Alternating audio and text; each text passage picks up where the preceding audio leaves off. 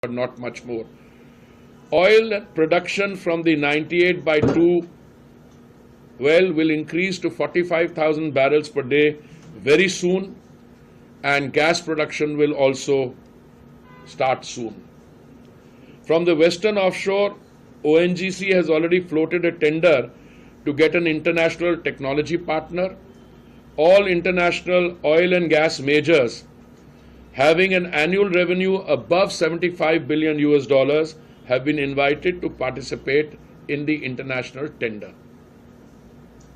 I'll repeat, all international oil and gas majors with an annual revenue of over 75 billion US dollars have been invited to participate in the tender. Now you come to green hydrogen, which is one of my favorite areas, and I know many of you share that passion also, along with biofuels. The first green hydrogen plant, 10 megawatts, was commissioned on 27th May 2024, even whilst the elections were over. Now, clearly, because of the code of conduct, we could not make a major thing on it, but I think it's a great achievement. We did not allow the somewhat extended electoral process to interfere in our work, which meant that MOS and I could not be there on that happy occasion to participate in the inauguration.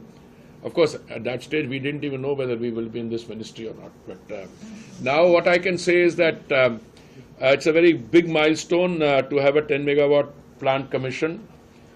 Many of our oil PSUs are in the process of issuance of tender to supply green hydrogen. Green hydrogen station at Kochi has been commissioned for bus plying from Kochi airport.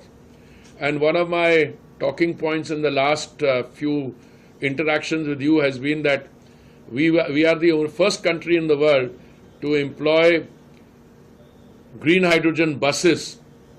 And I am very happy to inform you that 15 of these buses are now plying, 11 in Delhi and 4 in Vadodara.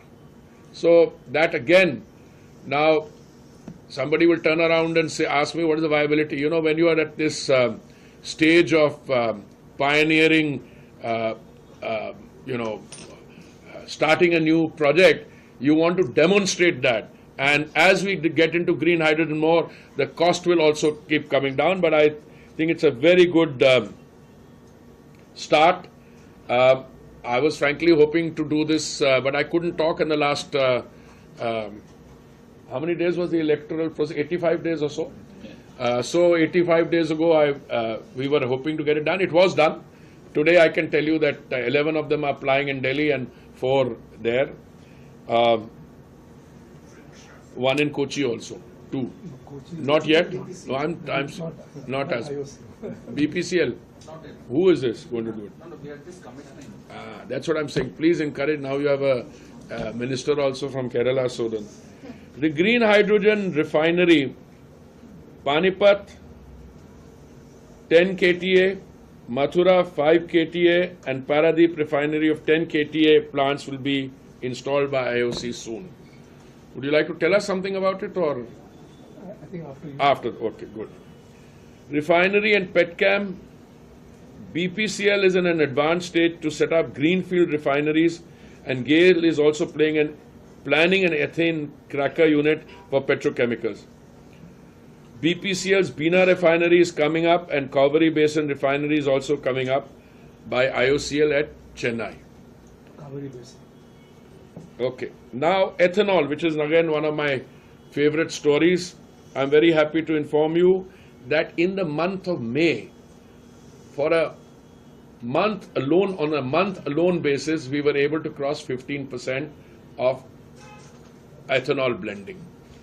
As you know, the Honorable Prime Minister had set a target of originally of 20% blending by 2030.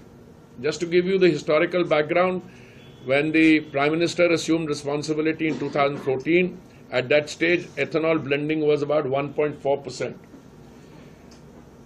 He set a target of 10% blending by November 22. We were able to accomplish that 5 months in advance. And at that stage, we moved the 20% blending target from 2030 to 2025. So I can tell you that on the basis of what I have seen and the basis of the work in progress, I am reasonably confident that the 20% blending target, which was brought forward from 2030 to 2025, will be completed by the 2025 ethanol year. Is that the correct term? Okay. Gas sector. If you like this video, then like, share and subscribe to ET Now.